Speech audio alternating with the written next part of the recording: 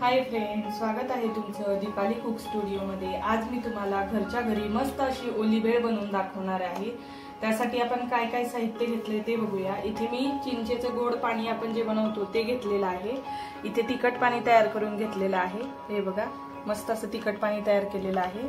बारीक शेव घेतलेली आहे, मस्त बारीक कट करून कांदा घेतलेला आहे, छान अशी कोथिंबीर आणि टोमॅटो सुद्धा बारीक करून घेतलेले आहे।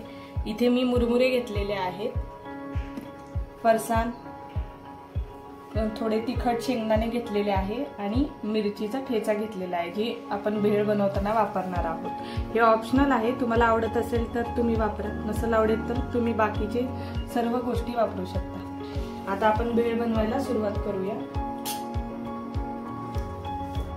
इथे मी हे भांड घेतलेलं आहे, या भांड्यामध्ये आधी आपण मुरमुरे घालूया। जशी जशी बनवायची आपल्याला भेळ त्याप्रमाणे आपण मुरमुरे घेऊ।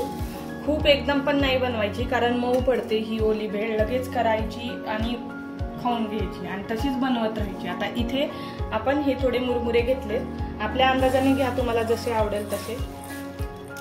आता यामध्ये आपण घालूया फरसाण, मस्त असं फरसाण। तुम्हाला जास्त फरसाण आवडत असेल तर तुम्ही तुमच्या आवडीने वापरा। आता आपण त्यामध्ये घालूया कांदा, टोमॅटो घालूया बारीक केलेला मस्त,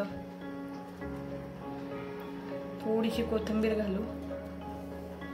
आता आपण यामध्ये टाकूया मिरचीचा ठेचा, जो आपण घरी बनवलेला आहे।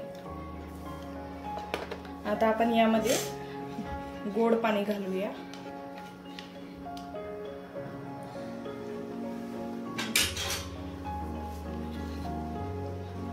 असं पसरवून टाकायचं छान। आता तिखट पाणी घालू व्यवस्थित असं आणि छान असं मिक्स करून घेऊया।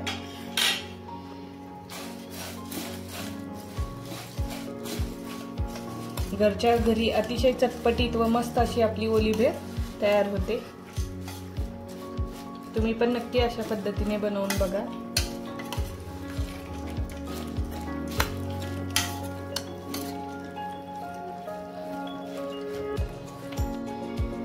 यामध्ये मी आपली भेळ व्यवस्थित मिक्स करून घेतलेली आहे। आता आपण एका प्लेट मध्ये काढून घेऊ।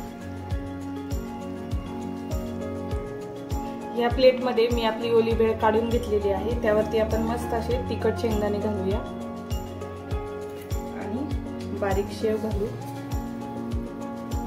किती मस्त अशी आपली ओली भेळ घरच्या घरी अतिशय मस्त चटपटीत अशी भेळ आपली इथे तयार आहे। मस्त अशी आपण कोथिंबीर पण घातलेली आहे, बघा किती छान दिसते आपली भेळ आणि खायला पण अतिशय मस्त आणि चटपटीत अशी भेळ तयार होते। तुम्ही पण नक्की अशा पद्धतीने ओली भेळ बनवून बघा। माझी ओली भेळची रेसिपी तुम्हाला कशी वाटली हे नक्कीच मला कमेंट मध्ये सांगा।